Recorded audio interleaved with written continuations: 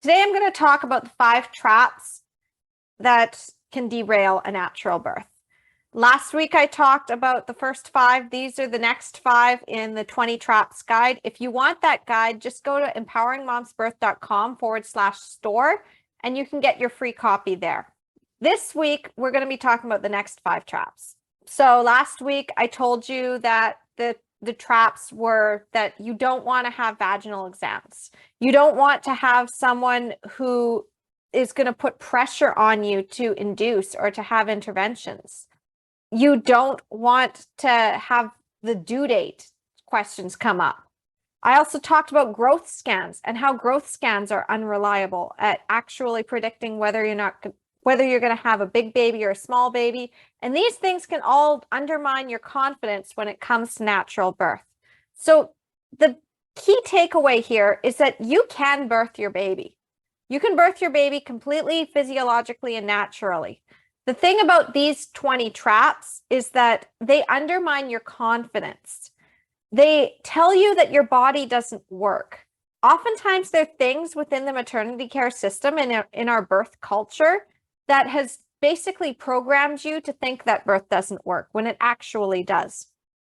So inside my book, Your Empowered Birth, I talk about this in more detail, about how your body is actually designed to birth, that if you were stranded in the middle of nowhere, you would either birth your baby or feel that something was wrong and need to go and get help. But reality is that oftentimes birth works, and what happens, why it doesn't work in mainstream maternity care, is because of all the interference that's happening. So I am in no way, shape, or form saying that interventions aren't necessary at all and ban interventions and everybody have a birth at home and get rid of the doctors. No, I'm not saying that, because sometimes you do have complications come up, and we're thankful that we have the medical system. However, the way that birth has been taught and pathologized, we're now basically swinging the other direction. We're now over-medicalizing something that is a physiological process. And that is causing a lot of trauma, and it's causing a lot of problems. So my goal with these natural birth traps, to give you the list of 20, is to go deep with them and show you the things that you might not be aware of when it comes to planning your natural birth, these little sneaky things that could be basically derailing your birth plan, and you don't want that. So today I'm going to talk about the next 5, as I said, and number 1 is castor oil. Now, I know what you're going to say. You're going to say that, well, castor oil isn't really a natural birth trap, but hear me out here, because this ties back to last week when I talked about due dates. And you know how you think that you're not going into labor and you need to get labor going because of the pressure, the pressure of the medical system to get you to induce. They say if you don't go into labor by X due date, then or X number past your due date, then we're going to have to induce you. So you're desperate by this point. Nobody in their right mind is going to think, I think I want to just do castor oil just for the sake of it. Oftentimes, this is done as a last resort because you're just absolutely desperate to avoid that medical induction. You don't want it. And that awful drink is looking real good because it's a better alternative than having that induction. But my friend Gloria LeMay actually has a really good way of making sure that castor oil works for you. And it's like this.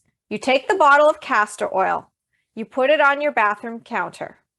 You dust it every day to make sure that it's clean. You just stare at that bottle every time you're in the bathroom. And then eventually you will have your baby. You will go into labor. Do not actually drink it. You're going to have a bad time. Like, this basically stimulates the bowels, but it also stimulates your baby's bowels. So this is where you could end up having your baby stressed out, and then they've got meconium in the waters, and then they're stressed, and then there's more problems happening. So you don't want that. You don't want your baby to go into distress. You don't actually want to have your labor go this way. Because if you're also using castor oil, as I said, you're going to have a bad time. That's no longer a physiological birth. That's a physiological birth mixed in with a lot of pain, and I'm just going to say it, like, it's just like kaboom, diarrhea. Like, it's not fun. It's not fun. You don't want that. Do you really want to have a shitty labor? I don't think you want to have a shitty labor. You want to have a nice, peaceful labor, not one where you're just feeling like literal shit. Okay? So castor oil, bad, bad. Okay. So the next one is the hospital, if you can avoid it. Now, I know that 99% of people are birthing in the hospital right now. That is a construct of our culture and society, and the campaign that was against the midwives when hospitals decided that this was a really good way to make money. I'm just going to say it.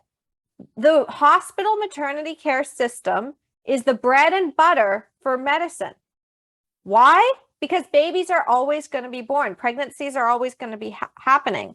It's not as common to have major injuries or needing multiple surgeries or needing a major surgery. Like, surgeons basically thrive on cesareans. They're not thriving from a once in a while heart surgery. They're not thriving from brain surgery. They're thriving because they've built their entire model on maternity care. That's the same thing with the anesthesiologists. To keep the anesthesiologists well paid at what they think that they're worth, they end up doing more epidurals.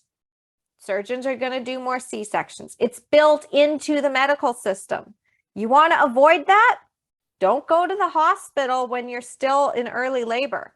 They will do things to you because on their perspective, they want the bed filled and the bed emptied as fast as possible. So beds filled, beds emptied. That's it. And if they have to do a lot of things to you first to get that labor moving so that it's efficient, so that you get in that door and you get out that door and they can discharge you, then that's what they're going to do. They're going to give you a drive-through McDonald's style birth. And if you end up in a C-section, well, they're going to play that off as, well, at least you have a healthy baby. Meanwhile, the surgeon's gotten paid, the anesthesiologist has gotten paid, and the OB is walking away with more money. The hospital's walking away with more money. And the lawyers are happy because they didn't get sued. They didn't have to deal with the litigation because something went wrong in a physiological birth, according to their logic, which is nobody is going to sue for a cesarean. Now, there are women who are now suing for a cesarean and they're still trying to get recognized and get compensation for forced cesareans, but we're still a long way off from that. So the more you recognize that you have rights and that you don't want to be in the hospital if you're planning a natural birth, the better off you're going to be. Now, if you are planning to birth in the hospital, you can still do that. And if you're wanting an unassisted birth but still in the hospital, you can do that too. Jenny did this. She wanted to be in the hospital. But the trick is you've got to create the right environment, and you have to be very firm in telling the nurses to basically go away. And Jenny had to do this because I'm going to be talking about this actually in a minute because this is one of the next ones on the list. Okay, so another one that you want to avoid is not eating. Okay, please, please stop listening to the people who say that you can only have clear fluids or you can only have ice chips. When I first heard this, I remember being 8 years old and it was on TV and I heard that moms are only allowed to have ice chips. And when I told my family later, when I told my aunt and my mother that I didn't want to not eat or drink, like that, I thought that was terrible. And it's like, why would they starve you? I was 18 years old at the time. And my mother said, well, they don't want you to aspirate, or they don't want you to throw up, or they don't want you to poop during labor. So that's why they won't let you. Or they want you to have the IV fluids for that. And like that's what you need to do. And they can't let you eat. Well, turns out it's just a stupid thought that the medical system just created way back when they had the twilight sleep era. This is when moms were put to sleep on scopolamine and Demerol, okay? And they were all given episiotomies. Their babies were drugged up and pulled out with forceps. So the mother was usually unconscious. So if she aspirated during labor, if she threw up, she could actually end up having that go back into her lungs because they wouldn't know about it. That's why they did that. We don't have that complication anymore. And think about this logically for a second here. If they can do emergency cesareans where you were eating and drinking maybe right ahead of time and you didn't know that you were going to have a C-section, like they can still do it.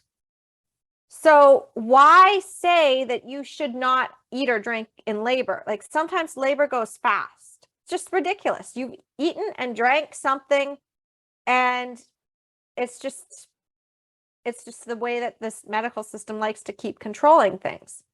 Here's another reason why you want to eat though. I always tell my clients when they start to hit early labor and even before, I say keep protein on hand. Protein takes longer to digest, first of all. It also gives you more energy. You don't want carbs, okay? Don't go and have a huge pasta dinner before you go into labor. So you want to have that protein. So I usually suggest things that are easy to digest and protein-rich foods that are going to give you more energy. You need energy. If you don't have energy, then your labor is going to stall. And this is what happened to me, is that I ended up really hungry after 24 hours of not eating very much. And my labor stopped. And I was just like, okay, I want my hamburger now. I want to eat my hamburger. I want to eat some more food because I'm hungry and then I'm going to bed. Another big trap is not sleeping. Okay? So this is a big mistake that I see a lot of moms make, especially in the natural birth groups, because of course you've been taught that when labor starts, you need to keep it going, that you need to do things to get it moving. This is actually the opposite. You don't want to do that. Rachel Reed talks about this in her book, Reclaiming Childbirth as a Rite of Passage, about the actual reason why early labor exists as a stage, and same with prodromal labor.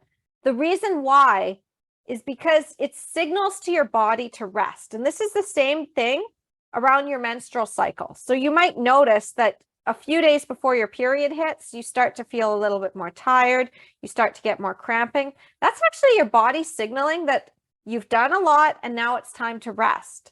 So this is the same with birth. You get those signals from your body. It's time to go to your safe place. It's time to relax. It's time to tune into your basically your instincts. And you want quiet and you want it to be just light and have that nice calm environment. But unfortunately, when people hit early labor, now you're told, oh, okay, go for a walk, go climb the stairs, bounce on the yoga ball, go have sex with your partner, like all of these things to get things moving faster. Why?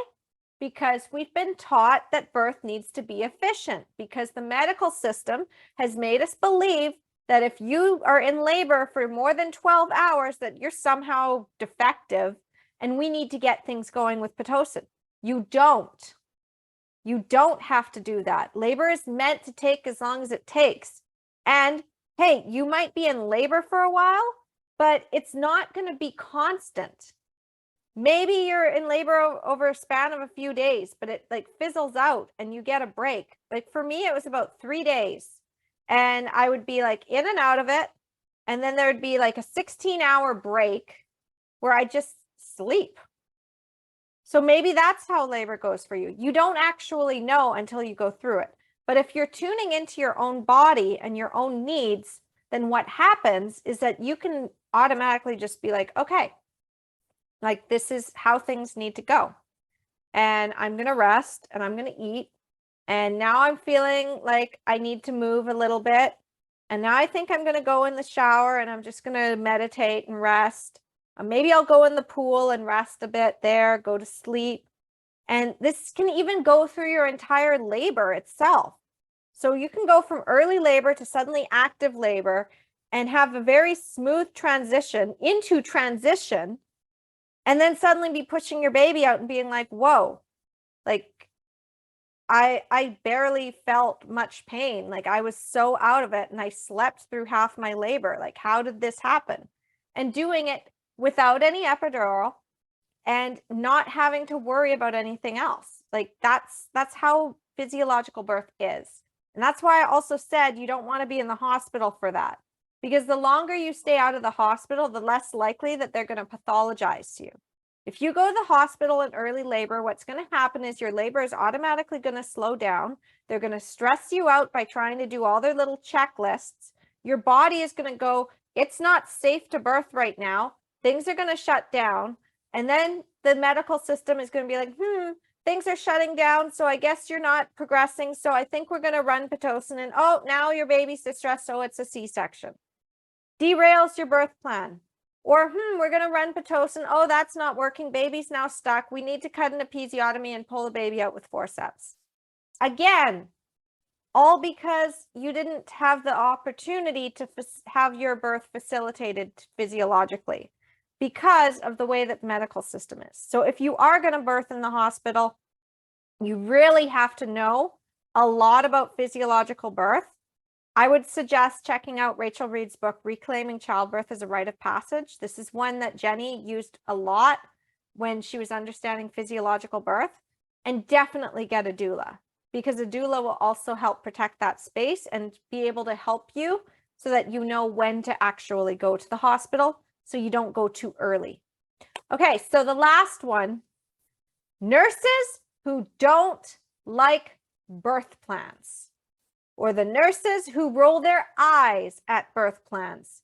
These people you do not want for a natural birth. Because first of all, that energy doesn't exactly feel so good.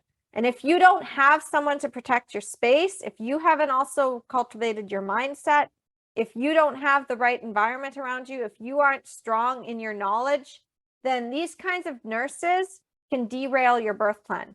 These are the kinds of nurses who you will say you don't want an epidural, and they'll keep asking you anyway. These are the kind of nurses that even if you write very clearly in your birth plan that you do not want vaginal exams, they're going to continue to tell you the reasons why they need to do a vaginal exam. This is what happened to Jenny. Thankfully, Jenny was in the Take Charge of Birth program. She's my admin. She knows everything that she needed to know about birth. She worked with me for 2 years in the coaching program. So, like, she basically knew that this nurse was probably going to try to push some stuff, but didn't need to. So it went like this. Nurse C comes up to Jenny and says to her, I need to do a vaginal exam to see if you're admittable. And Jenny says, no vaginal exams. She says, well, I need to do a vaginal exam to know if I need to call the doctor. And the doula's like, oh, you should probably call the doctor. And then Nurse C's like, I need to do a vaginal exam to be able to assess progress. And again, Jenny's like, no, you're not doing a vaginal exam. Like, F off, basically. Because this is what they keep doing. Because in their mind, they have a checklist to follow. In their mind, this is the way they've always done things. If you've got a nurse who doesn't like to follow birth plans, it's because they have their own plan. They have their own agenda. They only want to practice the way they've always practiced. They have no idea how to practice any other way, and they're not open to learning. Like this nurse who was basically in charge at that time that Jenny was in the hospital, she had no appreciation for physiological birth at all. In fact, at one point, she even said to Jenny, what you're doing is dangerous. Like the fact that while Jenny was laboring beautifully, I might add, and about to birth her baby, the nurse kept trying to do the Doppler, and Jenny's like trying to get her away. She's like, I don't need this right now. Like, I'm literally pushing the baby out. Then the nurse is like, I can't find the heartbeat. And she's like, of course you can't, because the baby is literally coming out. The baby's not up here. Baby's coming down. And then like the nurse leaves the room. And then she comes back and she has absolutely no concept of how to support a physiological birth. She only knows how to support a birth that follows the typical protocol of getting in the bed, having the IV, getting the blood drawn in case you need a C-section. Like this was her mindset of, I need to take your blood right now. Jenny's like, why?